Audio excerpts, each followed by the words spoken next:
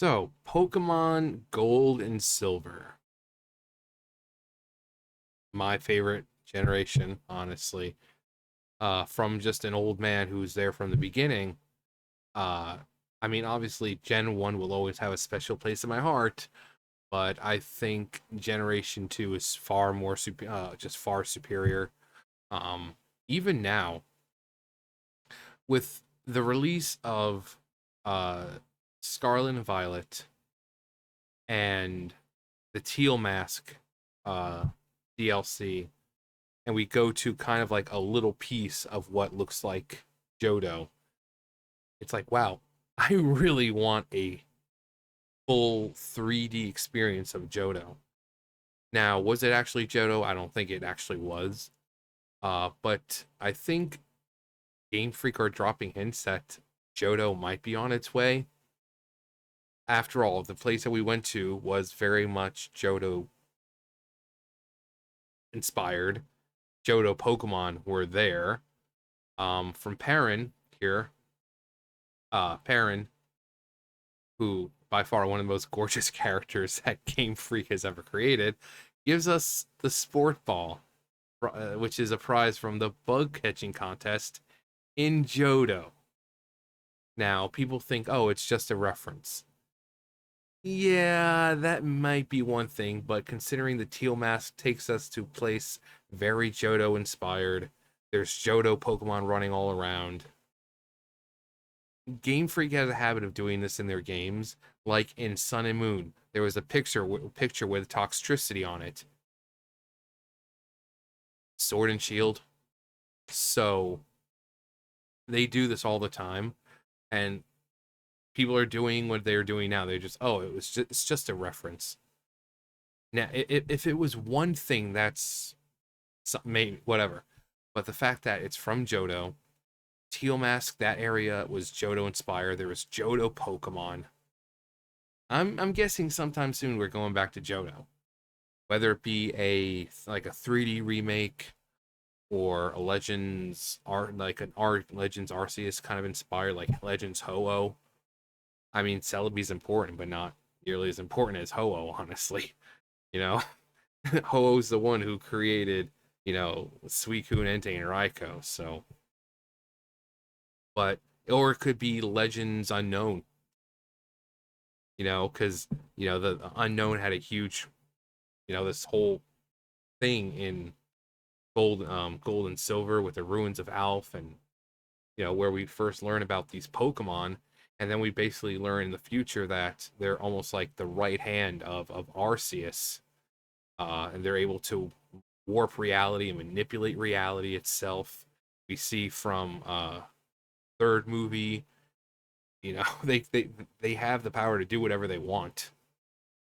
Um, so uh, in Heart Gold Soul Silver, there's that special event where you bring Arceus and you get this little cutscene. Um, I think it was Heart Gold Soul Silver, right? Maybe not. I can't remember. Um, but in all Celebi does is like, show up. It takes you back to the past to play the shitty games that suck ass. No, it takes you into the past. You can battle Giovanni in the cave in the waterfall, and then he supposedly offs himself by jumping out. But I don't think that's. I'm pretty sure Giovanni knows how to swim. Um, but the Brass Tower, the Bell Tower, Ho-Oh's, and Lugia's original like roost. 150 years ago, the Brass Tower was struck by lightning, and wouldn't it be great to see that whole event happen, and maybe learn that maybe it wasn't actually just a regular bolt of lightning. It was Ash's Pikachu. No, but learn that maybe it wasn't a bolt of lightning. We saw the crazy wonky portal crap happening in Legends Arceus. Maybe the same thing happened with the Brass Tower. Maybe it wasn't just a storm strike bolt of lightning. Maybe it was a Pokemon. And we go out and we go there and discover that. Um, because quite frankly, Arceus, the Legends Arceus game, people loved that whole idea of open world, like a Breath of the Wild feel, where you can kind of go anywhere. You know, instead of like Scarlet or Sword and Silver, Sword and Shield, where it like looked like it was gonna be like that, but that was just like the Pokemon catching area. But the towns themselves were pretty linear. You still had like invisible walls and stuff like that. Um, but the people loved the game because it gave you a sense of freedom. It gave you a sense that you were really living in a Pokemon world instead of just following the little path and up, down, left, right, um, and ever since the Ultra Beasts were introduced in Sun and Moon, you know these holes popping up all over time and space, just it gives a pretty good excuse to take us into the past and let us see, uh, you know, uh, Johto in the ancient past, kind of like what Arceus, maybe Arceus is involved here too, where he takes us from our present time and he throws us into the past of Johto. Be like, you need to go find Ho-Oh or go talk to Celebi, and maybe Arceus is seeing all these disruptions in time, and you know Arceus is the creator god, right? So he should be able to see past, present, future. So he's like, yeah, I want you to I want you to go fix some things for me, okay? I mean, as a god, I mean, I can't get my hands dirty with this all 1,000 of my arms, apparently. But you, as a mortal, I can pick you up where you are and just put you in the past, and you guys can take care of it yourselves. I think there would still have to be things like the brass tower would still have to burn down, but after it does burn down, that's, you know, after it's struck by lightning, that's when we go after and realize, oh hey, it wasn't really a bolt of lightning, it was a Pokemon. Now we have to go find which Pokemon it was. And like Arceus, Legends Arceus, they could introduce new variant type things like, you know, the right here, I mean, the Hisuian Growlithe. So like there was a bunch of Pokemon that got new forms that were not really forms, but how they looked in the distant past. So it could be an electric type or whatever from the distant past. It could have been Zekrom for all we know. It could have been Thundurus. It could have, we don't know, but it could have been a Pokemon. Um,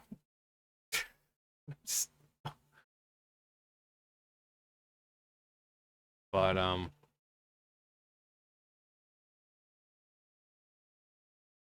little like just Hisuian Growlithe, and then you have the Hisuian Arcanine and Sneasel and um, you know, like a, you know, you have what is it, Cleaver. So you have all these variants, or rather alternate evolutions or original forms or whatever. And I think a Legends Unknown or Legends Ho-Oh or something, I don't know what it'd be called. I would love to see it. I really would. Maybe have a return of Volo, you know, trying to some more timey-wimey stuff. Um, get to see some ancestors of people we've met, like Professor Burt, or Professor Elm. I was about to say Birch. That's Hoenn. Professor Elm's ancestor, or Lance.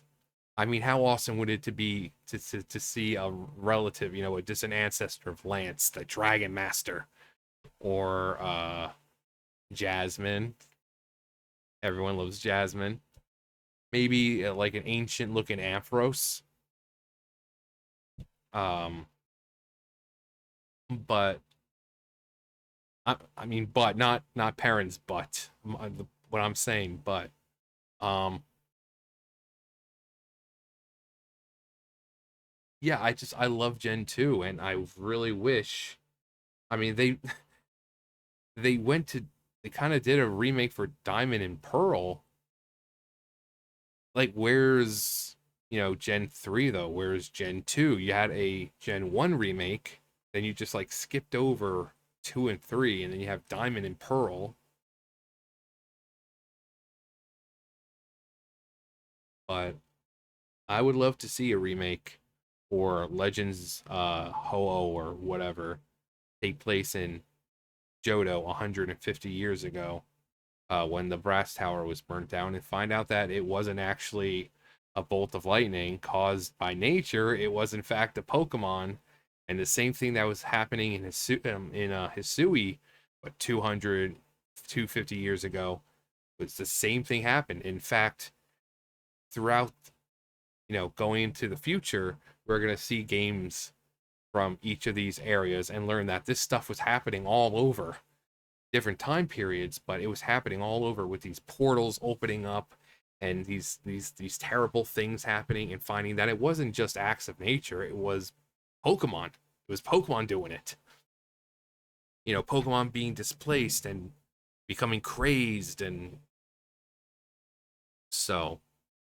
But yeah, I would love, just because again, I the whole feel of Johto. I love Japan and the culture and the architecture and all that. And Johto just felt more Japan, even though obviously Kanto is based on the Kanto region. Just when it comes to architecture, you have Violet City, you have Ecruteak City, you have Azalea Town, and you see those buildings and they feel more Japanese. Whereas you see you know, Pallet Town or Viridian City or Celadon or whatever, it doesn't feel very Japanese. When you think of Japan, you think of like those like Shinto shrines and towers and this and that. That's what Gold and Silver had. And to see also Sun and Moon. Sun and Moon. Remember, there's a place where you go where it's like basically mini Johto. Hang on, I need to look up. I forgot the name, but yeah, this place, Mali City. Now Mali is Hawaiian, but if you know, Lola is based on Hawaii, and Hawaii has a lot of people who are from Japan. But Mali City looks very much inspired by um, Johto. Then you have the Mali Garden, which when you go in, it's like, wow, it's like I'm back in Johto. And it would make sense because Mali Garden, like the rest of Mali City, was designed by people who moved to Lola from Johto. So basically, just like real world with people from Japan going to Hawaii. Um, so I love that whole kind of realism. But when I walked into this place, I was like, wow, I am in Johto. Um, you got the tower right there, and even though it's simple, just with bridges, little shrine type things going on, you think you're in Johto, and it's just so nice. Um, like I said, the city itself very much uh Johto inspired. So when I think of a better representation of Japan, I would think of Johto. And seeing that, like seeing this, or this Japanese esque of gold and silver in, or even ancient Japan, I would love that. I really would. I would love to see that. If it had a good story, like I said, maybe we find out that the brass tower didn't get burnt from just a regular bolt of lightning, and it was maybe a rogue Pokemon being raised from whatever. I think that would be really, really cool. So, anyway, long story short, too late. We might be seeing Johto sometime in the near future with them dropping hints. Again, people are like, "Oh, they're just references." There's too many references about Johto being, you know, you know, in the game right now. Too many references to Johto. It's no mere coincidence. Um, but That's just a theory. A game theory. No, anyway, do you hope to see Legends Ho-Oh? There we go. What would it be? Would it be a Legends Ho-Oh? Would it be a Legends Celebi? Would it be Legends Unknown? Um, and if it is, what do you hope to see in it? Do you want to see like the brass tower? Do you like the idea of it not being struck by just a regular bolt of lightning? It was actually struck by a Pokemon. Um, which generation is your favorite and why? Tell me why Generation 2 is the best. Uh, and if you played Gold and Silver, who'd you start out with? You know, so that way I know which one of you people to avoid. If you didn't pick Cyndaquil, you're dead to me. Uh, no, I picked Cyndaquil the first time. I had all three. I had Gold, Silver, and Crystal. So, Gold, I picked Cyndaquil, and then I picked Totodile, and then I believe in Crystal, I finally picked Chikorita. So I mean, but my first one, my first time around, that was it was my boy Cyndaquil. So yep, anything Johto related, just let me know. And that's gonna do it for me. You guys know the drill. I'll see you guys later. Bye guys.